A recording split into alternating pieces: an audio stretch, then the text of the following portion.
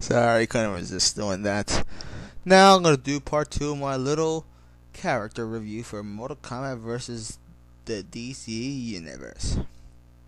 Okay, now let's go on to the next 2 characters, Jax and the Green Lantern. Alright, let's see where to start with them. Well, for one, there's not really much to say about these 2 guys. I guess it's one thing, they're both part of the army in some way.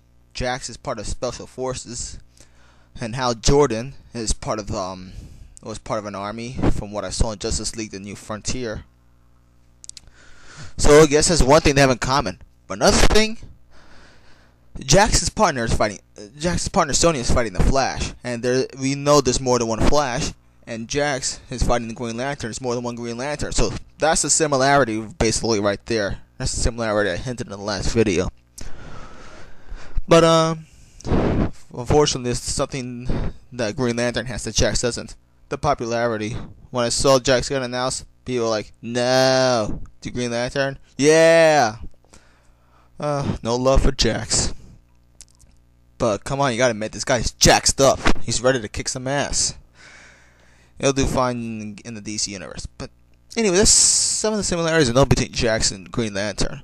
And I'm pretty sure they didn't use Hal Jordan just because if they used John Stewart, they don't want to say the similarities that they're both black.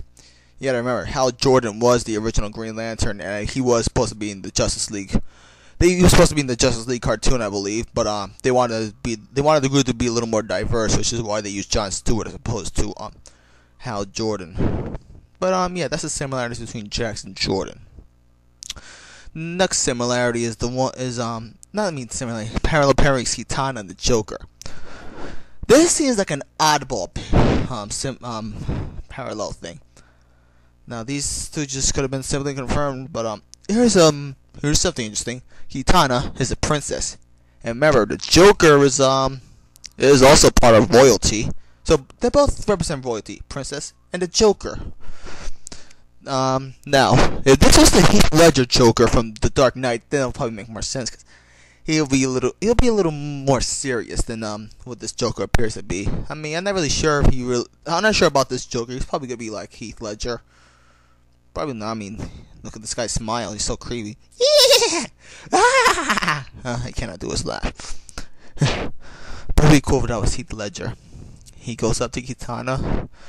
His fatality, instead of being the gunshot or that card trick, his fatality would be like from a movie. I don't mean the disappearing pencil. Instead, he goes up to his opponent. He just does his famous line, "Why so serious?" Slash. Something like that. But then the game will probably be like M-rated. I'm not sure they could get away with showing something like that on a T-rated game. Maybe they could. But yes, Kitana and Joker seems like a oddball pairing. Then we move on to the Thunder God Raiden and the Amazon Warrior Wonder Woman, Princess Diana. Oh, okay, that was just weird. Her name is Princess Diana. But anyway, on to the main point. I guess there's not much similarities, but there's something interesting. If you remember, Diana, she supports the Greek gods. She worships the Greek gods like Zeus and stuff. You gotta remember, Raiden is he is a thunder god. So basically, Wonder Woman is actually gonna be fighting a god. I mean, then again, these 2 will most likely make better partners than they would rivals. But yeah. Let's just see what happens when Wonder Woman takes on a god. Can she beat a god? Well, in the Justice League, they did defeat Hades. But yeah. Let's see how she fares off. Honestly, Wonder Woman should have been announced with Sonya Blade. They should have announced the major 3 first. I mean, Wonder Woman and Sonya will make better rivals. It's a mystery as to why they waited so long to announce Wonder Woman. That's beside the point. But yeah, that's all they have. Well, they can both fly, I think. I'm not sure Raiden will fly. He only teleports. Wonder Woman flies though. Now the next pairing is rivalry thing is between Kano and Deathstroke. Kano is my favorite Mortal Kombat character, and Deathstroke is a character I would hope to see make the game. I mean, this time Deathstroke's gonna be Deathstroke and not Slade like he was in Teen Titans. This time he's able to kick your ass and not hold back. He's going moving up to PG-13 violence as opposed to the PG violence from Teen Titans. But here's some, I know some similarities. One, both of their right eyes are like the only ones that are real. I mean, Kano's left eye is mechanical. He looks like the Terminator. Deathstroke, well, he doesn't have it. His other eye's not shown. I believe it was probably lost in war. And they're both pretty good with guns and swords. Let's see. I'm not really sure. I mean, Kano has used his knives, but I'm pretty sure he knows how to use a gun. In the comics, he used the gun, and I believe he used the gun to kill Sonya's partner before Drax. Deathstroke, he has a sword and a gun in his render.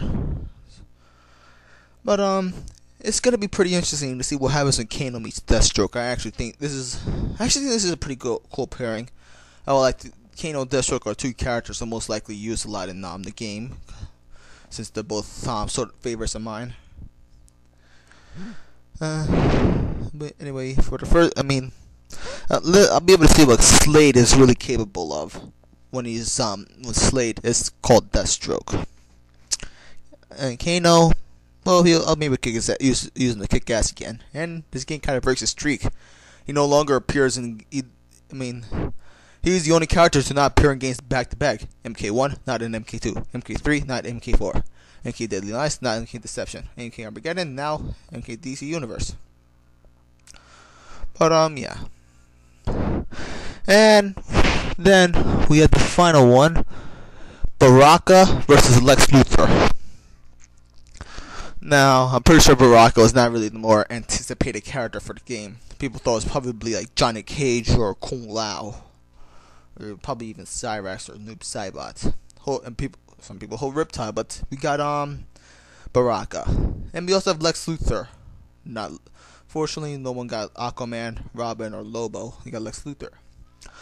Then again, I really don't care because I think they're both pretty cool. Now, I'm not really sure about the similarities between Luthor and Baraka. One similarity I could think up of is the fact that, not that they're both bald.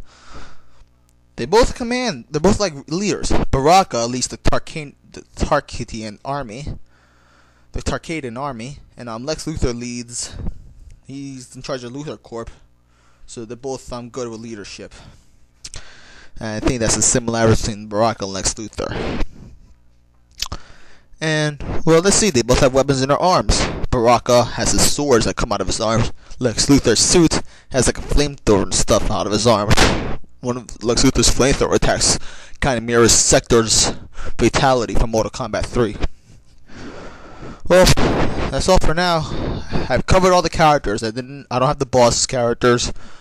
Maybe I'll cover them some other time. But I just know that I know one thing that Shao Kahn and Darks have in common. Both badass bosses who are gonna make one hell of a mega boss, Dark Khan. Well, see you some other time, YouTube. Adios.